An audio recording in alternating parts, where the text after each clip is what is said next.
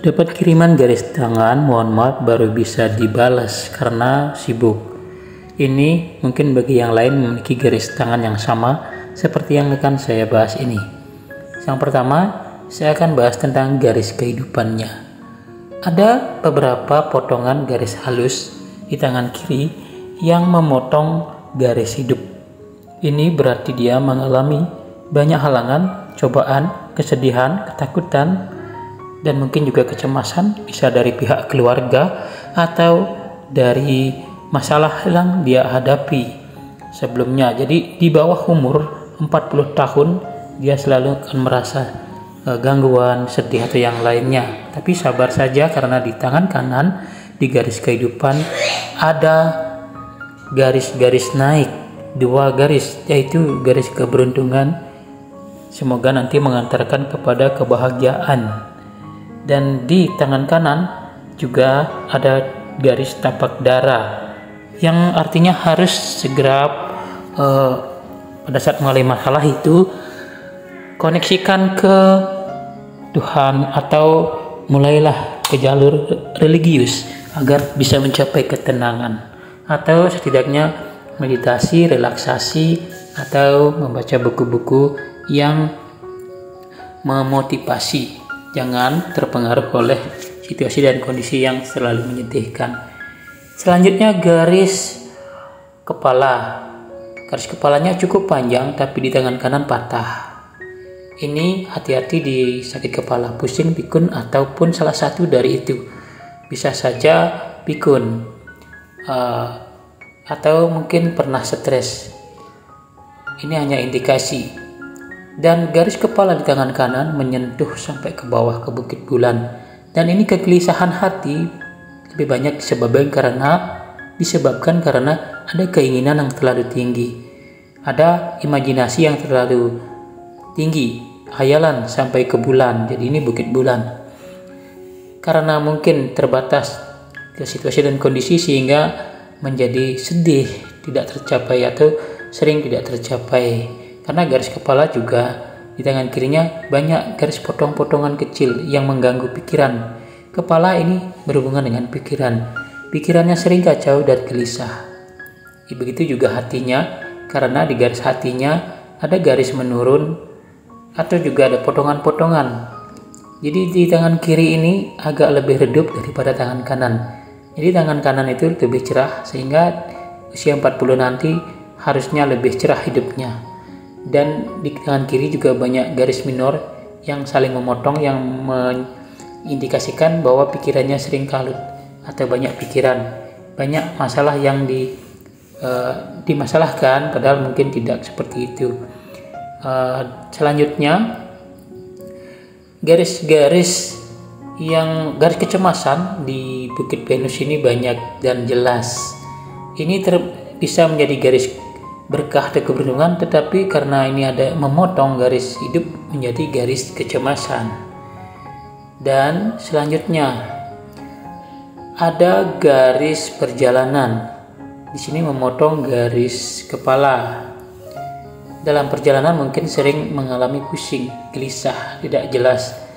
Jadi seharusnya juga di sini bisa berkembang di luar atau di perantauan, tapi banyak halangan dalam perjalanan atau rintangan yang menghambat dalam karir. Tapi ini bisa berkembang di luar pulau juga bisa. Ini termasuk garis asmara yang agak kacau, rusak, putus, bercabang-cabang. Jadi dalam memilih hubungan itu kadang bingung, kadang tidak tetap pendirian, kadang perasaannya juga tidak menentu, mudah patah hati, dan mudah kecewa oleh sepatah kata yang keras sekecil apapun. Bahkan mungkin dia mudah ditipu. Ini garis matahari yang terpotong menjadi silang. Ini kadang dijegal teman pada saat mau maju, kadang ada saja halangan. Jadi ada juga menjatuhkan popularitasnya. Tapi semua yang tadi kurang baik, jangan takut, di belakang video akan ada penjelasan lebih rinci. Garis pernikahannya terlihat sedikit di tangan kanan saja, tidak tahu dengan kirinya. Garis pernikahan seperti ini biasanya sempat tidak disetujui salah satu dari orang tua pasangan, dan biasanya harus menikah di atas usia 25 tahun untuk lebih langgeng. Sekarang kita lihat tangan kanan yang lebih beruntung daripada tangan kirinya. Jadi tangan kanan ini lebih cerah, guratan tangannya lebih sedikit. Jadi anggap tangan kanan itu masa depan. Butuh waktu untuk beberapa saat berproses. Di atas 45 tahun diharuskan ini sudah lebih tenang, tidak sedih lagi karena garis hatinya lebih bagus, tidak rusak, dan harus ke religius, dan juga garis hidupnya juga kuat. Ada garis-garis keberuntungan mendadak naik di garis kehidupan, artinya mungkin nanti pekerjaannya bisa lebih bagus, rezekinya bisa lebih bagus. Walaupun kecemasan, halangan selalu tetap ada, tapi sudah pikirannya lebih bijaksana dalam memahami sebuah masalah. Satu-satunya nanti adalah waspadai pikun, pelupa artinya, dan pusing. Banyakin minum air hangat dan abaikan hal-hal, ada perluas pergaulan dengan orang-orang yang menyenangkan. Kita lihat perbandingannya. Ini sebenarnya adalah bagi orang biasanya dianggap sopan sehingga mudah membuat orang terkesan. Ini sebenarnya keberuntungan, tapi bisa masih tenggelam.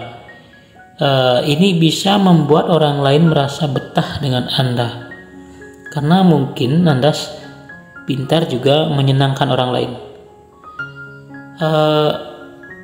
Bakat alamiah dalam berbicara dan menulis harusnya ada. Jika tidak, mungkin ada kasus-kasus lain. Kuncinya di sini adalah harus berani mengembangkan sedikit keberanian dan ketegasan. Karena tangan ini cenderung mudah menyerah pada rintangan pertama. Padahal mereka biasanya memperhitungkan dengan cermat segala tindakan apa-apa yang mereka ambil. Sangat mudah terkecoh oleh penampilan orang. Jadi waspada. Jika ada orang terlihat suci, terlihat kaya, hati-hati. Mungkin saja dia akan menipu dengan garis uang yang tercoret. Jangan meminjamkan uang jika punya uang terlalu banyak. Mungkin susah kembali karena garis hati Anda agak baper. Jika meminjamkan uang, tidak akan berani untuk mengambil atau memintanya kembali. Kedepan nanti jika lancar rezeki, ini biasanya mudah untuk mengeluarkan uang alias boros. Karena seharusnya dulu umur 30 tahun berhasil mendapat keberuntungan. Tapi mungkin karena pemborosan dan halangan dalam uang atau untuk kepentingan orang lain, entah kemana itu, barulah usia 39 atau 45 bisa merasakan. Jadi banyak nanti orang yang akan menolong dengan tidak sengaja, tapi banyak juga akan memusuhi.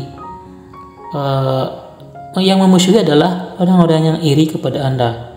Jadi harus berhati-hati memilih kawan dalam segala langkah, karena usia 45-an ke atas itu biasanya akan mencapai kegemilangan.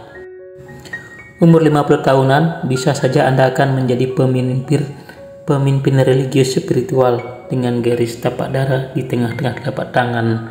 Ini positifnya adalah Anda pandai mengurus segala hal. Anda tidak akan pernah melupakan siapa saja yang pernah membantu atau menolong. Anda juga bisa mengubah atau membalikkan arah situasi nantinya. Anda sebenarnya senang mengajar ketenaran dan keberuntungan. Kalau bisnis hiburan Anda cocok. Jadi yang perlu dikurangi nanti adalah sisinya argumentatif, suka berdebat, kurang tegas, tidak cepat mengambil keputusan. Mungkin juga keputusannya berubah-ubah. Dalam pernikahan bisa saja ada masalah. Jadi harus menikah di usia 3 di atas 26 tahun. Karena ada banyak omongan-omongan buruk dari orang lain. Dan pandailah bersyukur, karena Anda juga pandai mengajarkan orang untuk bersyukur. Apa yang disampaikan di sini tidak 100% benar karena situasi dan kondisi pergaulan dan lingkungan juga banyak berpengaruh dalam kehidupan, keyakinan juga, dan doa usaha dan niat diri seseorang. Jangan 100% dipercaya karena ini adalah prediksi dan bukan menentukan masa depan.